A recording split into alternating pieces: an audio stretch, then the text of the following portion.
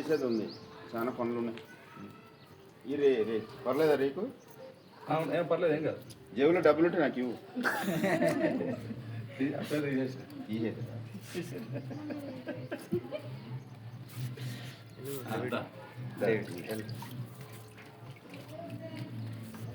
అమ్మ దుప్పటి ఉంది కదా, రెడీగా ఉండండి. సరే ఏదో ప్రస్తుతం పర్లేదు, టవల్ అయినా పర్లేదు అమ్మా, తీసి పెట్టుకోండి. ఫోటో ఒక్కటి చాలు సరే, ఒక్కటి తెచ్చుకో. బయటికి రాగానే కప్పుకొని వెళ్ళిపోతారా? ఏం కదా.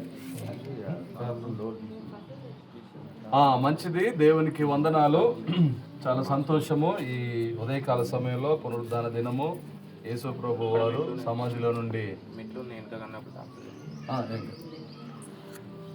తిరిగి లేచినటువంటి దినం ఈరోజు.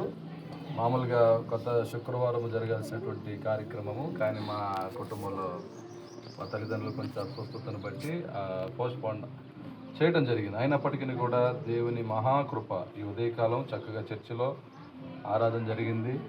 చర్చిలో చక్కగా వాక్యం విన్నాడు.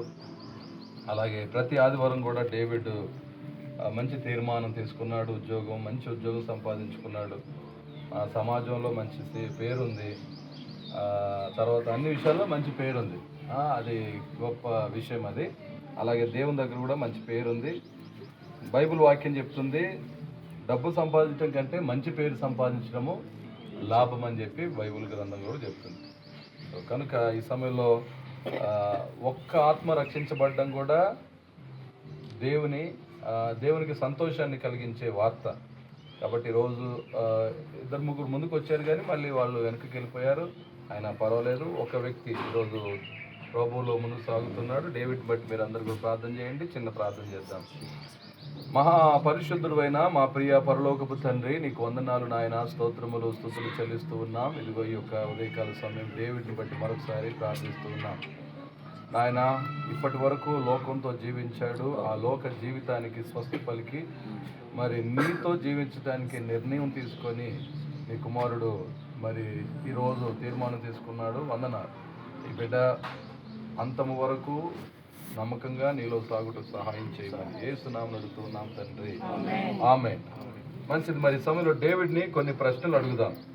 అందరి సమక్షంలో కొన్ని ప్రశ్నలు అడుగుదాం. ఇట్లా పెట్టుకోండి.